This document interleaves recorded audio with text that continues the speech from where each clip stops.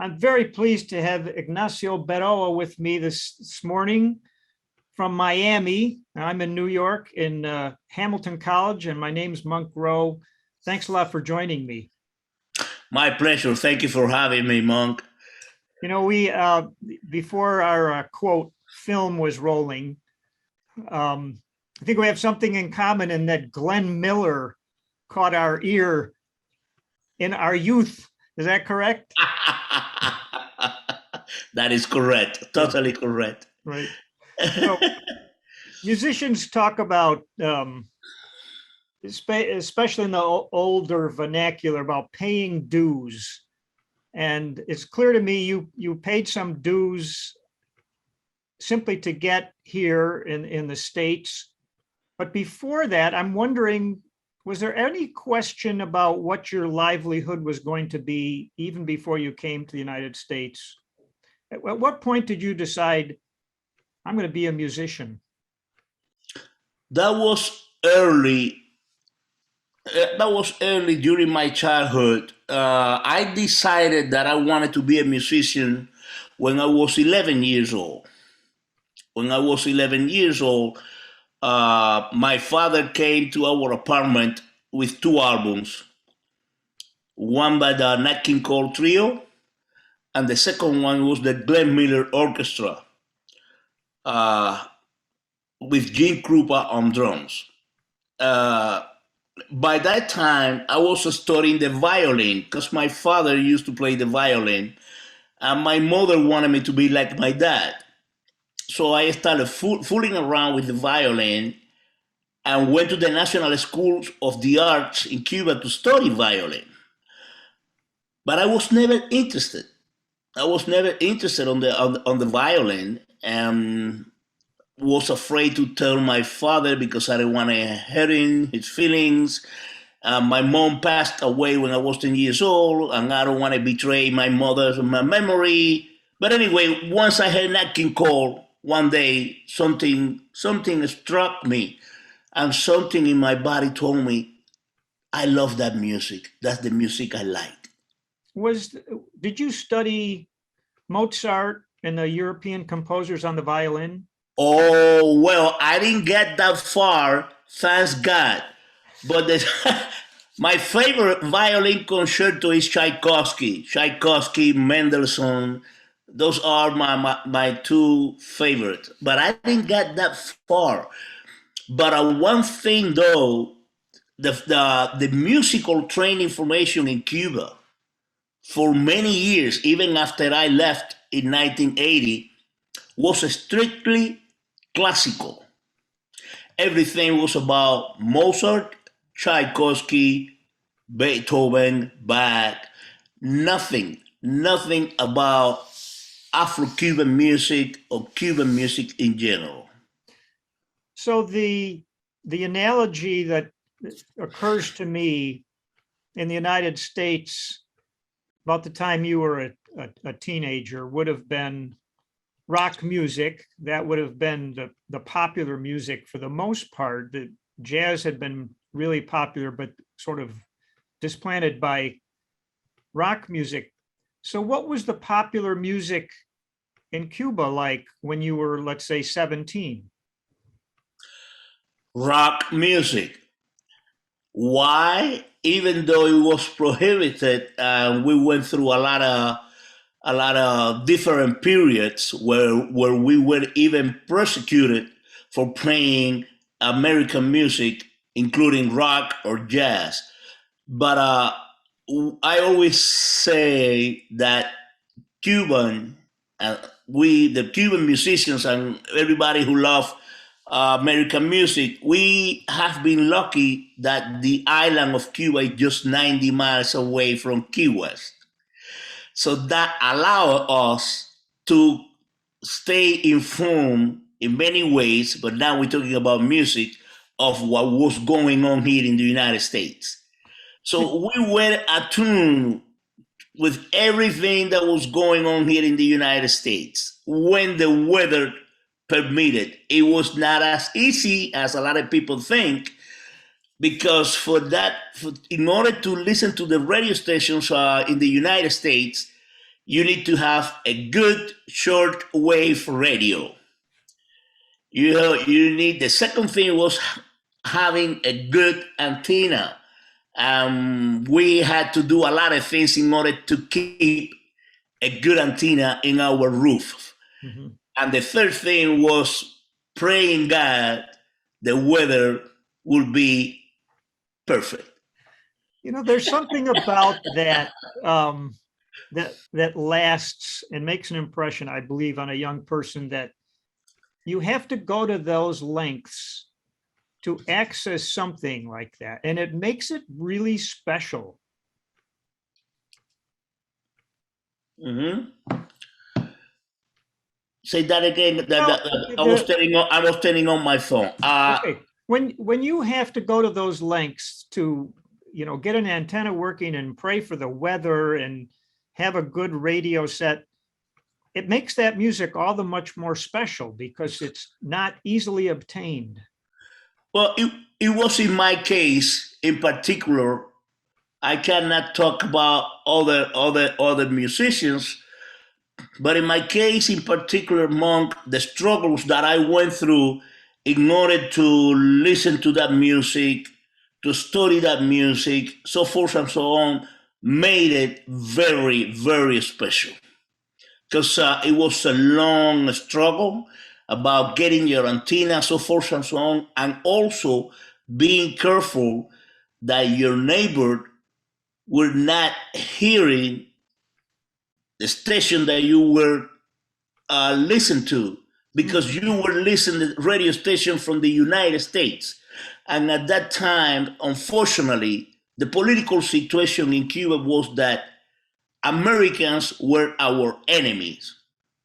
Nowadays, after 62 years, still in Cuba are talking that Americans are going to invade at some point. So I grew up, I went through the missiles crisis, I went through Bay of Pigs, I went through all of that, the many attempts by the CIA to overthrow Castro's government. So it was special because listening to a radio station was like promoting the music of the enemy. Hmm. Was jazz in particular sort of banned by the Castro regime? Sometimes, most of the times, anything coming from the Western countries, like the Beatles, Miles Davis, John Coltrane, Dizzy Gillespie, that was the music of the enemy.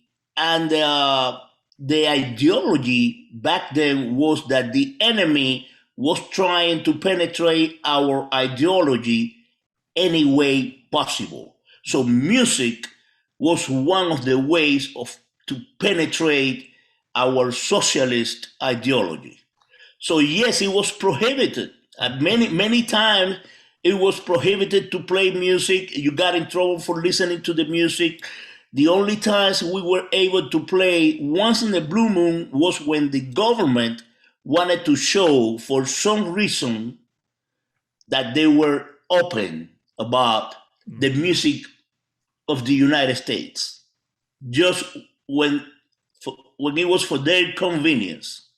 Otherwise, we went through a lot of hurdles and we got in trouble, and even people went to jail for listening and dancing to Beatles music or Rolling Stones, so forth and so on. Can you remember specifically what it was about the Nat King Cole LP that grabbed your attention? Monk, I don't know if it was his voice, the music. It was, what I can tell you is it was a trio, piano, bass, and guitar. And I remember it was an album where he sang When I Fall in Love, Mona Lisa, Our Love is Here to Stay. I realized that after I moved to the United States, because before 1980, my English was zero. I didn't know the meaning of yes, so I learned to speak English here in the United States, mainly during my period with the Dizzy Gillespie quartet, quintet, big band, etc. My 10 years association with Dizzy Gillespie. So then here I learned the titles of the tunes and the lyrics, but it was just something that I cannot explain, unexplainable. I heard that monk, and that something I was possessed by that music. That's the way I can express to you, to anyone. When I heard Nat King Cole, I went like, and I didn't say a word to my dad. I just heard that, and I was like in shock. And I said to myself, what a beautiful music. That's what I want to play. And then, no drums, no drums. So, but then I think the second day or the same day, once the Nat King Cole album was played, he put Glenn Miller. And when I heard that, I said to him, when I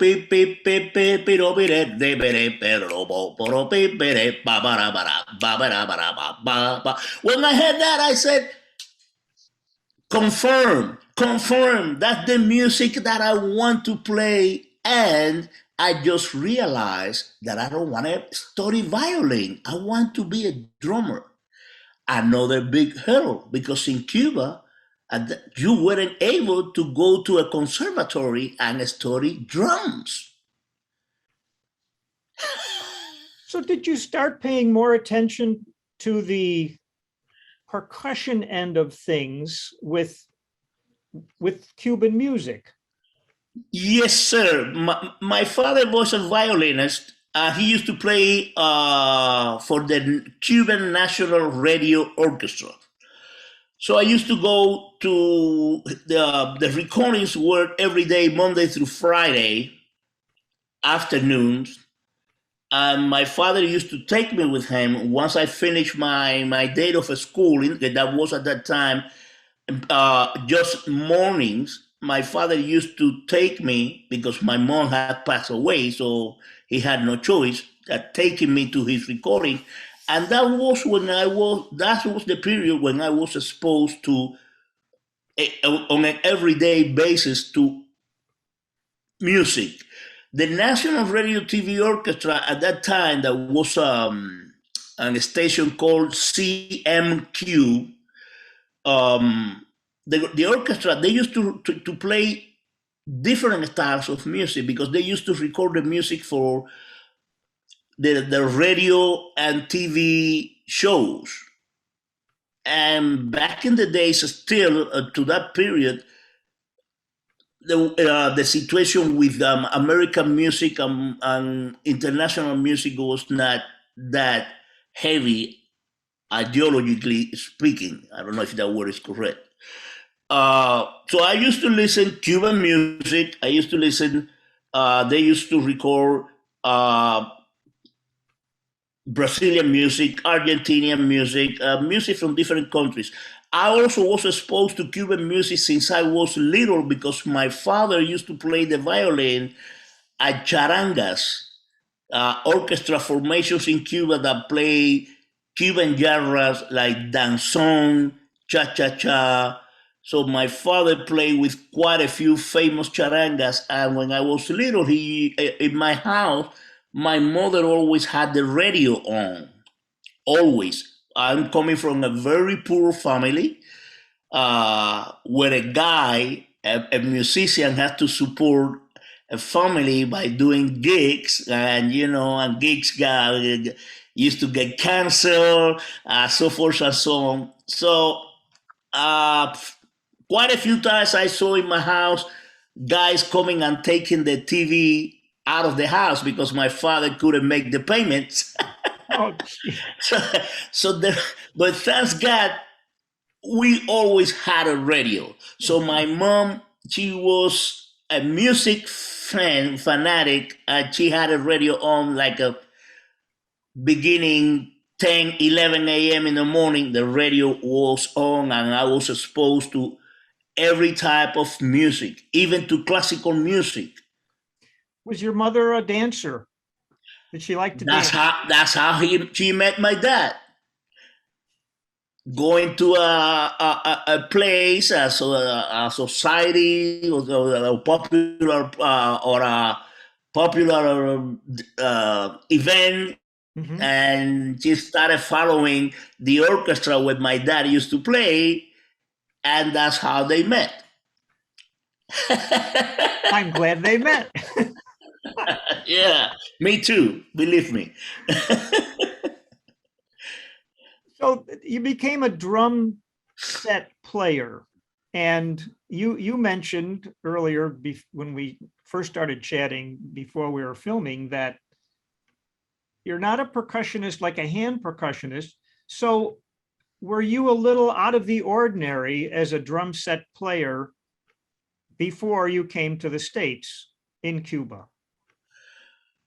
Uh, I Because some think, yeah, don't some of Latin bands don't always have a drum set player. They sometimes just have a percussion section. Is that correct? yeah. Cuban music has gone through different periods. Mhm. I think the drum set appeared in Cuban music around 1924, 1926, around there. And the drum set appeared in Cuban music because bands, aside of playing Cuban music, they also have had to please American and Spaniard tourists.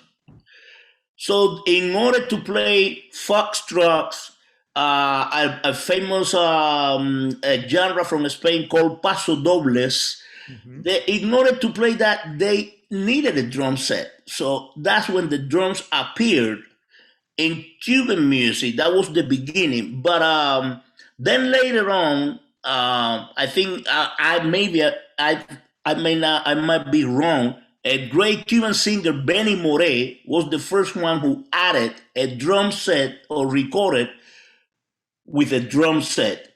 Little by little, I cannot talk chronologically about the history of the drum set in Cuban music. But by the 70s, I would say that 80% of the bands in Cuba started incorporating drum sets to their band. What happened is that most of the drummers in Cuba used to play timbales. So they brought to the drum set the timbales, a way of playing.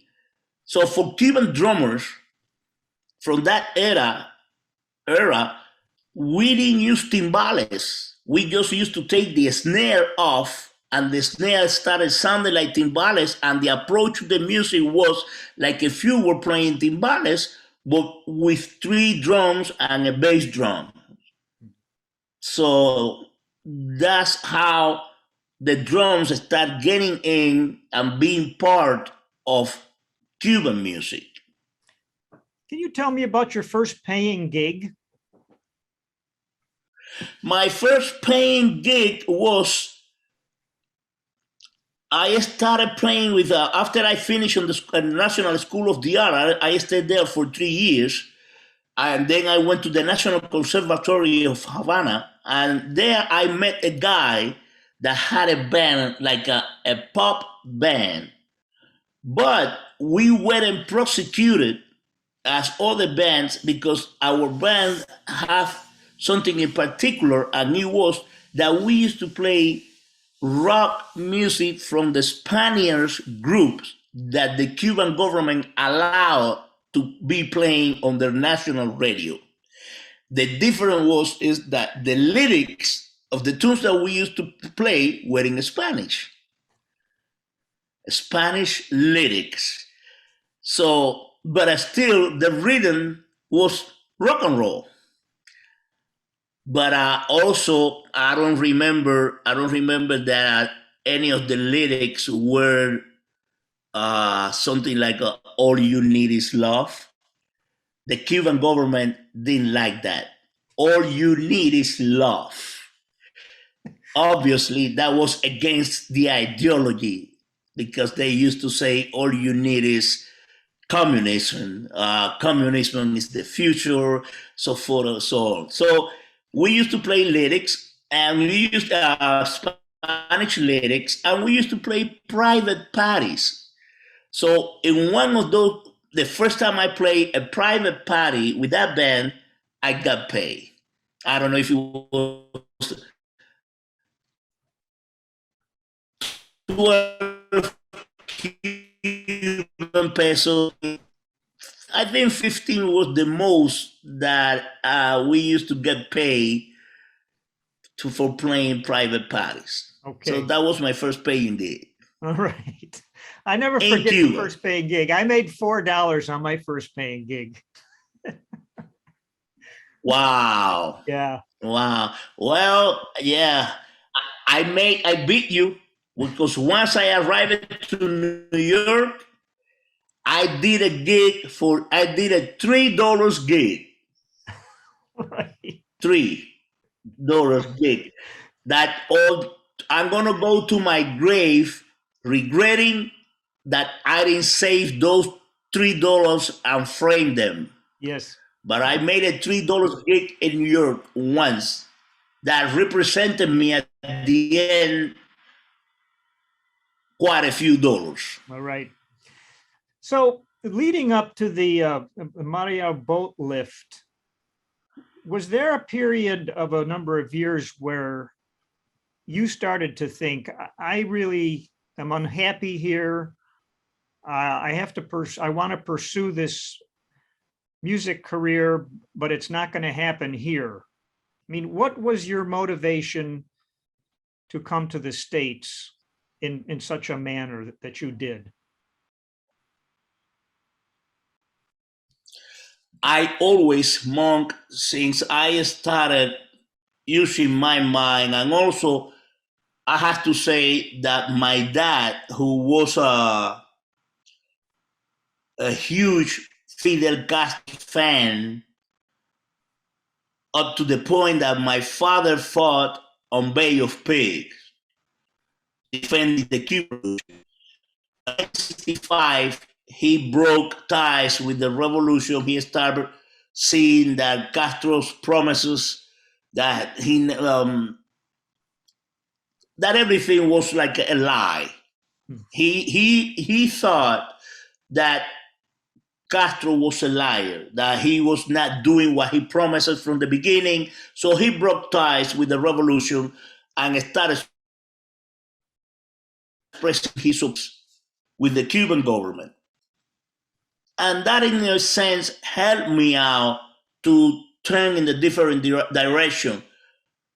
But another musical event before my father broke ties with the government, there was a musical thing that made me decide that living in Cuba under that regime was not for me.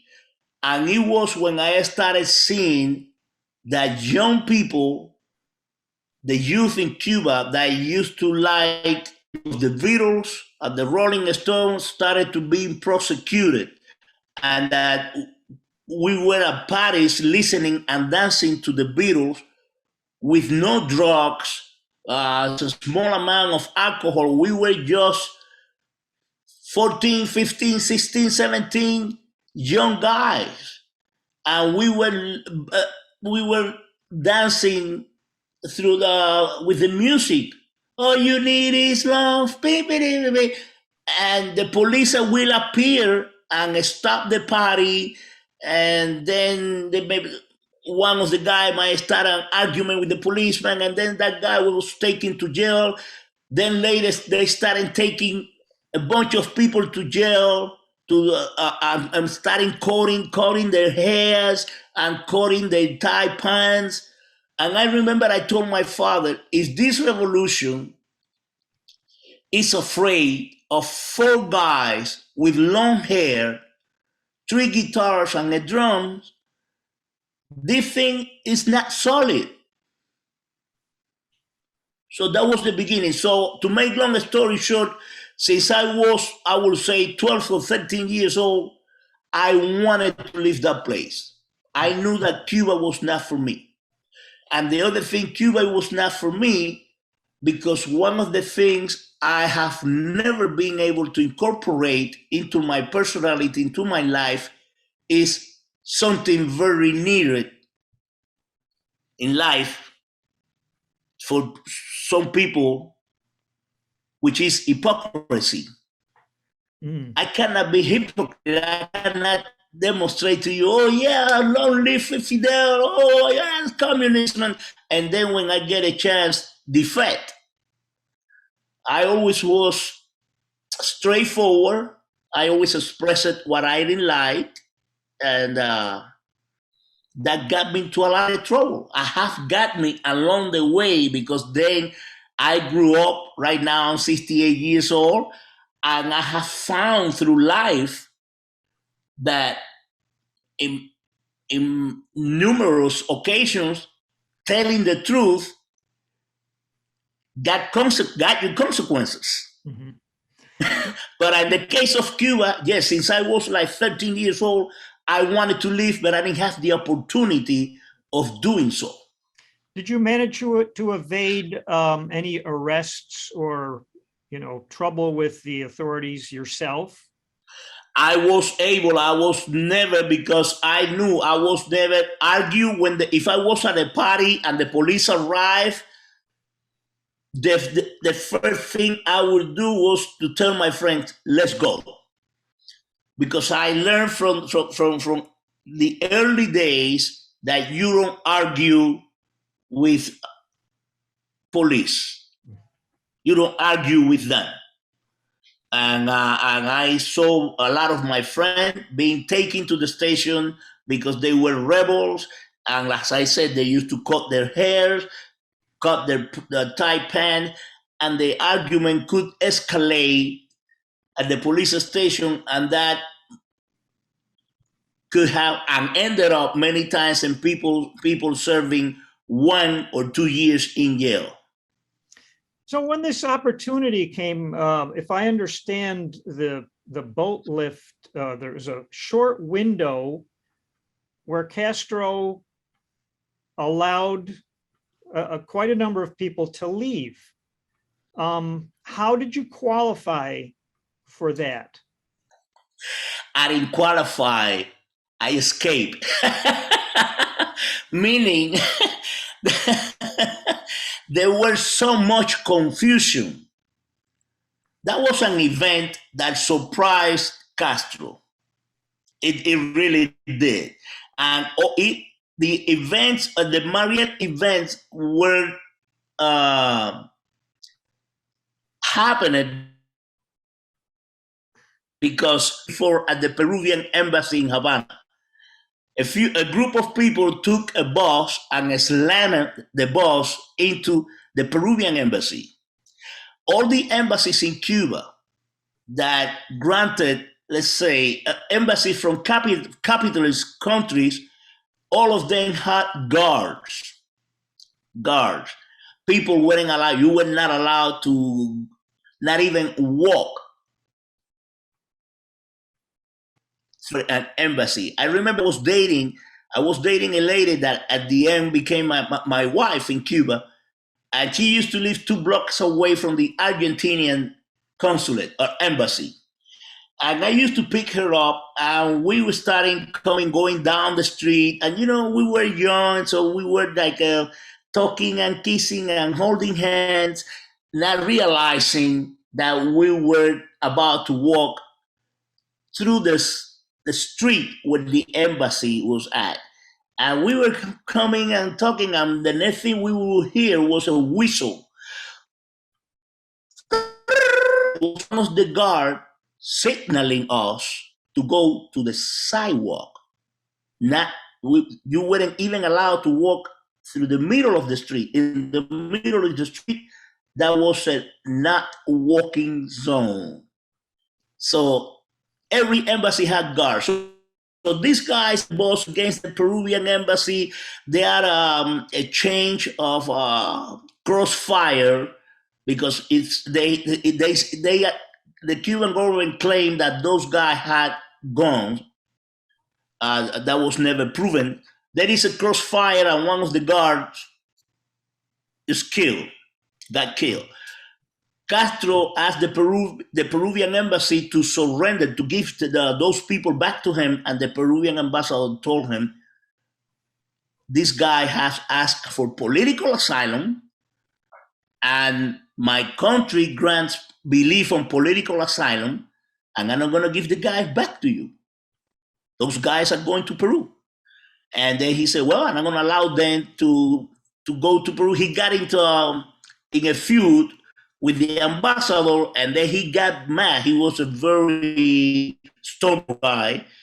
And he said, well, if you don't give me the guys, I'm going to take the guards off your embassy.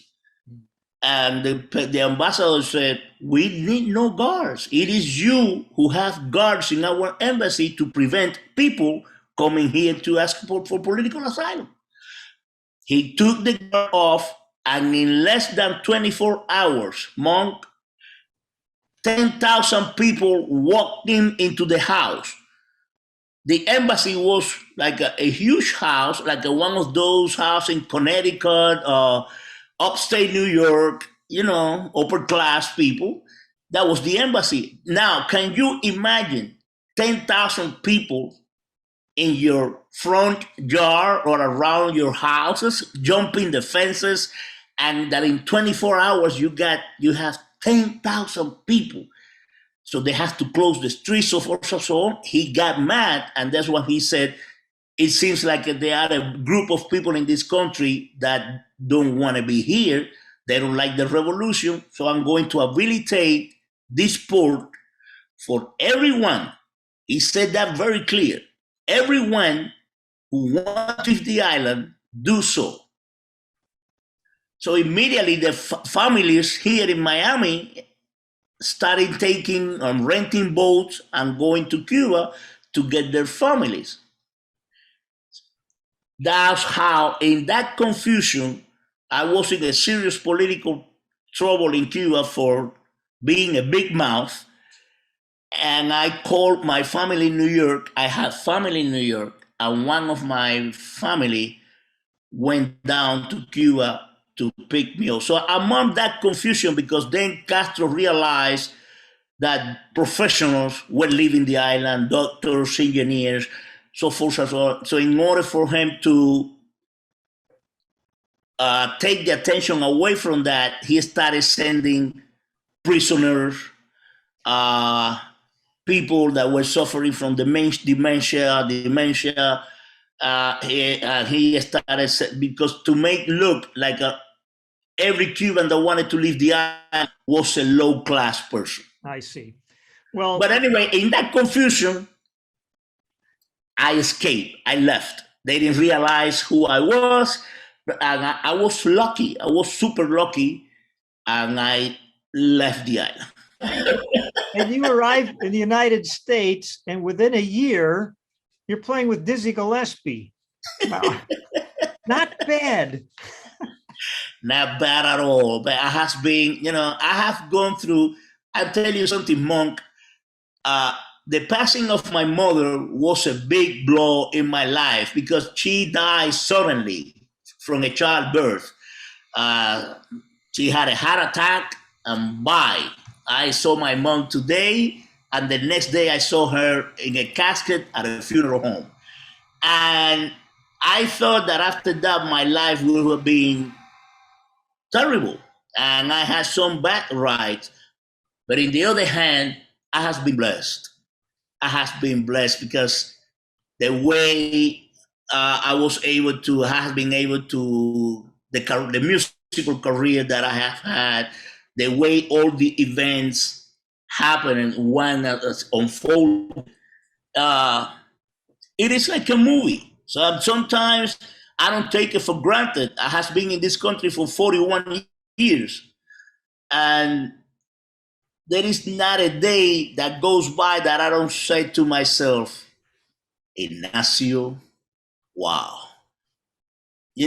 Sometimes I think I don't want to wake up and realize that this has been a dream. So, well, it's a darn good dream. Yeah, I has been blessed. I has been blessed. Also, I can say because I'm, I can say that this is the result of my dedication, paying to to be who I am nowadays. Dedication. I don't know what is the other word. A lot of dedication, a lot A of lot of effort. You can have the talent, the dedication, effort, but then you need to meet this other part that has to fit into the equation and make everything happen. And it is a little bit of luck. You have to be at the right place at the right time, and that happens to me. okay. This is a great story, and it reminds me a bit of the video that you did, one of your early videos, and you were addressing a question about listening to the Latin rhythms and trying to figure them out. And your response was, you must listen to the whole band to make sense That is of correct. what's going on. So I would guess that that was a practice of yours, listening to the whole band, including Dizzy, if it was a Dizzy record, which served you well. Yep. Yep. You have to listen to everything. That's one of the things that is going to lead you to success. Learning the genre. For many years, I have seen a lot of people, and especially, but it also happens with jazz. A lot of the young musicians, they just concentrate on their instrument. They just concentrate about getting playing the right scales, the right intervals, um, the embouchure or whatever, or the technique, the instrument technique, and they don't care about the vocabulary.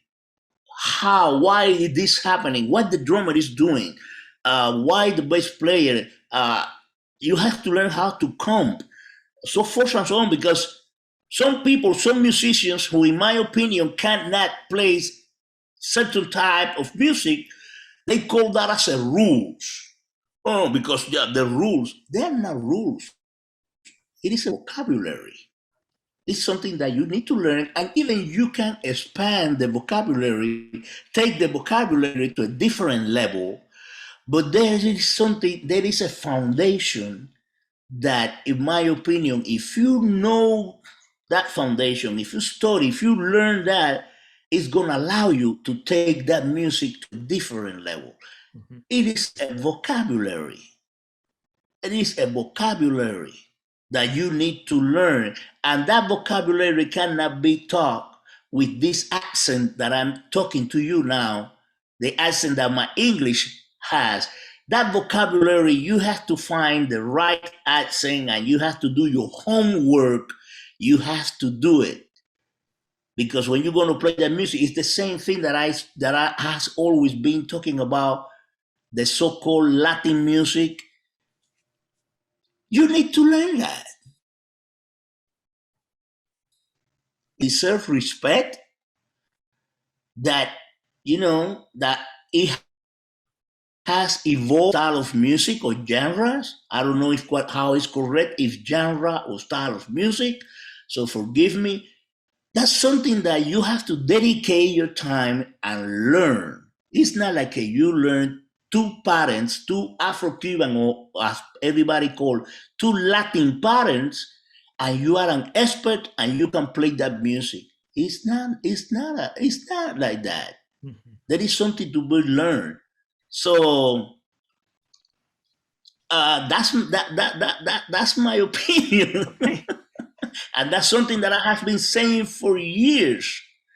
It is a vocabulary. Bebop, that is a vocabulary. Rock, it is a vocabulary. Cha-cha-cha, rumba, samba, bossa nova. Hey, those genre, there is a vocabulary that you need to learn if you really want to play that and to be accepted. Yeah, I know what you're saying. Most of us thought, oh yeah, I can play a Latin tune. Someone wants a Latin tune. We play Girl from Ipanema, and we think, okay, we filled that. Exactly. Exactly. And the thing is that, listen, I'm a very, very straightforward person. I came to the United States. I wanted to be a jazz drummer. I wanted to see my heroes because this person that is talking to you now through Zoom, my ultimate dream, Monk, when I was in Cuba and when I thought that I would never be able to leave that place, my ultimate dream was seeing my heroes on a video. On a video. That was my ultimate dreams because I thought, even though I put out into the universe that I wanted to leave that place, and obviously it happened. But at some point, many times I was discouraged, and I thought that I would have never been able to leave that place, leave that island, and get to New York. So being able to come here, I always say God gave me the scholarship to come to New York and learn the music that I always wanted to play. So I'm still taking advantage of that because I'm still listening to the music I love and learning and finding about the history of that music. I have to play straight ahead jazz, and I live in the United States. I didn't come to the United States to make a living playing Cuban music. I came here to play the music that I wanted to play. So for Americans, you don't have to. You don't have to because, hey, I'm an American. This is my country. What are the possibilities that I'm going to make a living playing with a Latin band? That's a great analogy. Very little. Yeah. I was able to do an interview with Mike Longo, and he told me this little anecdote about Dizzy from the film A Night in Havana. Mm-hmm. And I'm going to sort of read a quote from his interview here. A woman asked him, "Where does your music come from?" And he said, "Do you really want to know?" And she said, "Well, yes." You know what he said? What he said? He said, "Yeah, my asshole."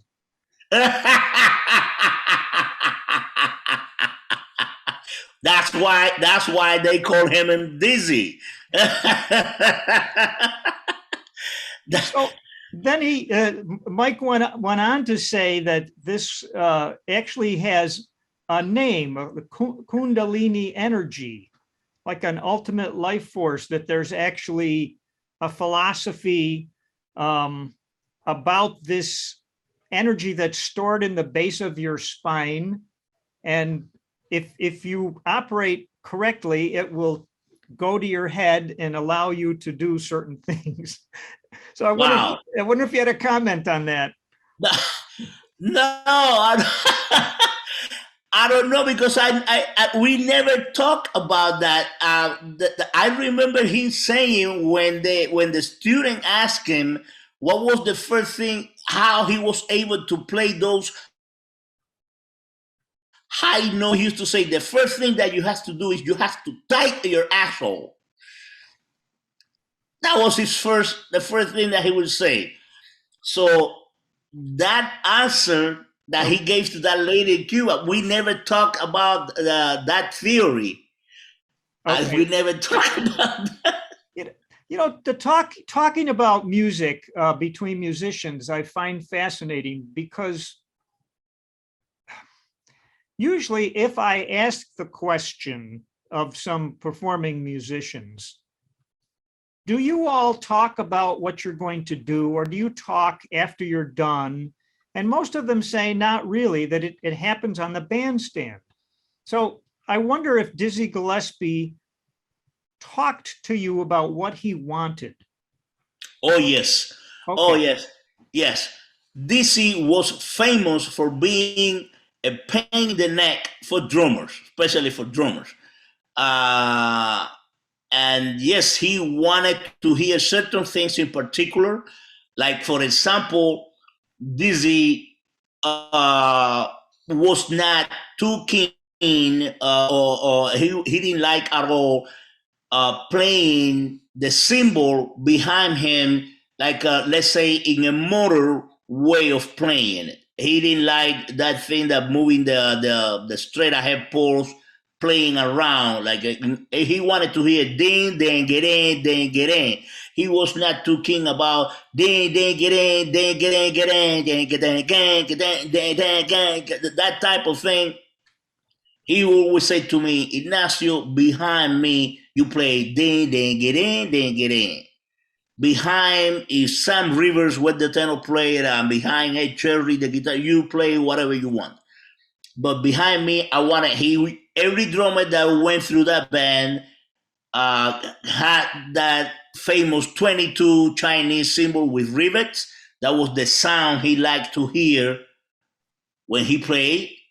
You had to play on that cymbal, and he will ask you to play that. And also, he taught me a great deal of the bebop vocabulary that a lot of the young musicians call rules. Because I want to be me, I have to play like me, and so forth and so on. Vocabulary. He taught me a great deal about the vocabulary, how to fill the holes.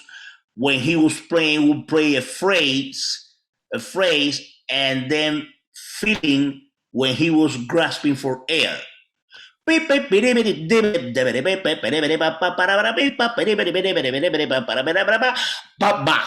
That's where you play, you feel, you know. Yeah, don't play over his lick. Play in the Exactly. cracks.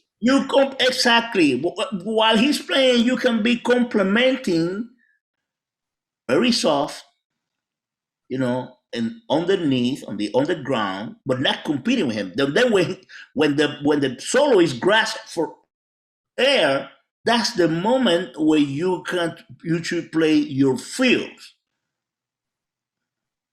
That's part of the vocabulary. That's part of the vocabulary, things that should be learned, and I learned that from very well. That's just the type of thing he taught me. We talking about rhythms. We talk about fusioning rhythms. Uh, we got. He was at some point. He was with me. I was like his rhythm machine. We would be on the stage, and Dizzy would think about a rhythm. He would come to the drum, whisper the rhythm in my ear, and I would play it back to him. So we were always having that type of communication.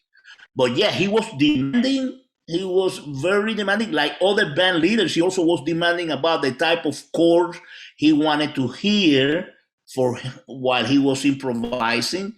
Dizzy Gillespie was like I tell people, being with Dizzy Gillespie was like being at a university of jazz. But yes, he was demanding. Most of the band leaders that I remember back in the days, they were very demanding. They knew what they wanted to hear, so forth and so on. And I think that was very good. Was Dizzy a spiritual man? Yes, yes, very. But Dizzy was listen, Monk. He was one of my best friends. We became. Uh, Dizzy wasn't perfect. He was a human being, but he was a rare breed. He was an incredible human being, very spiritual. He was amazing. He was amazing human being. I don't know where he came from.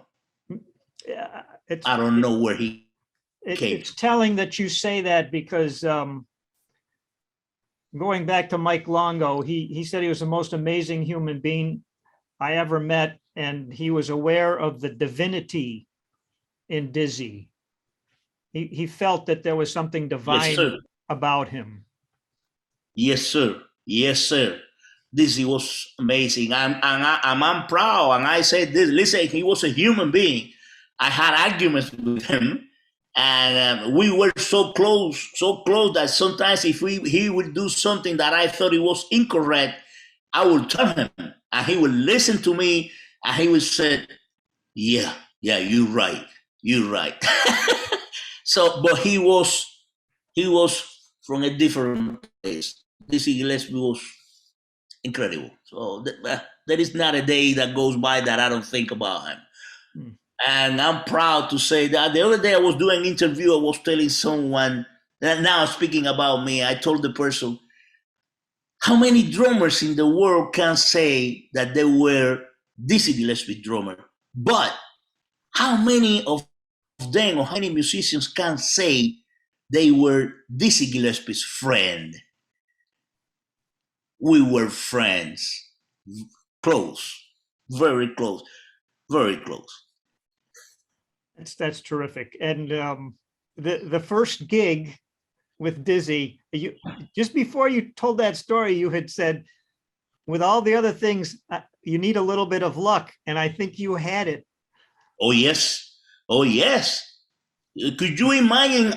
Could you imagine all the names the drummer's name Dizzy Gillespie had on his book, and he started calling people were busy. I could have been busy that night playing a little gig somewhere. And it happens that I was at my aunt's apartment in the Bronx doing nothing that day. So it was meant to be. It is luck. I always tell people, this and I would have crossed paths anyway. Mm-hmm. Because before joining this Gillespie band, I had won the audition to be Mongo Santa Maria's drummer. So I will run into Dizzy somewhere at a festival here in Europe somewhere, and eventually. But the way it happened, it was too soon. Because I played that night, it was just a one-night gig. I made a good impression on him, obviously, because like 6 months later, when his drummer left, he called Mario and he told Mario, I'm looking for a drummer. So if the Cuban guy is available, tell him that he got the gig. Who was it that you replaced? I'm trying to remember. I replaced a young drummer at that time, Tommy Campbell. He was graduated from Berkeley. I see. Tommy, a great drummer. He was Dizzy's drummer at that time. Then Tommy left to go and play with John McLaughlin, and Dizzy called me. That's how I got the gig. Well, Ignacio, we've been at this for like over an hour, and we have to do like maybe 2 or 3 more hours. But I wonder, on a global sense, what do you see as the role and the possibilities of music? You've traveled overseas and played for a lot of different populations. Do you have a thought you can share about what you've seen music is capable of? Music in general, or, yes. or jazz music? Jazz music specifically, I guess. It is a shame to see how jazz music doesn't have the exposure it used to have years ago to globally. So the way I have seen it now, maybe I'm a pessimist, but for me the prognosis is not too good. Young musicians are going to different direction. Of course, the young people are the one who always move, taking music to a different direction. But I don't know if they taking it to the right direction or not. Time will tell. But on the other hand, there are a lot of musicians who are studying and paying attention to all music. Let's put it that way. But I think that if we wanted to continue playing this music that we lovingly call jazz, nothing wrong with moving, taking this music a step further, go ahead.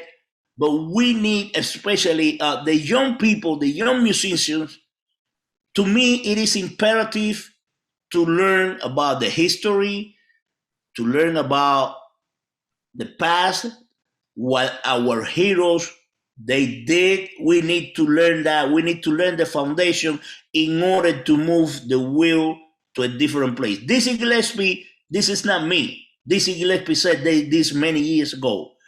We need to have a foot up front and one in the back. One up front and one in the back. So I'm not saying this. Dizzy Gillespie said this many years ago, and that's my opinion. We cannot try to move jazz to a different place if we don't know what our predecessors did, why we got to this point. The other thing is promoters, the businessmen. Hey, everybody wants to make money. Unfortunately, jazz is not a music that brings a lot of people to venues. It is hard to fill a stadium with jazz bands. But I think that everybody should have the responsibility of educating people. There are a lot of people in the world that love jazz and want to hear jazz, but to bring back festivals, that type of thing that has been disappearing because the business aspect, because it's not profitable. So I'm going to invest money on announcing my product at a jazz festival, so forth and so on. So that's something that it should be done in order to preserve this. Otherwise, if that doesn't happen, like right now with the pandemic, so forth and so on, I hope that at some point the government give jazz musicians and musicians in general some type of funding, because otherwise I don't see it. And now I'm talking even about classical music, not just jazz, music in general.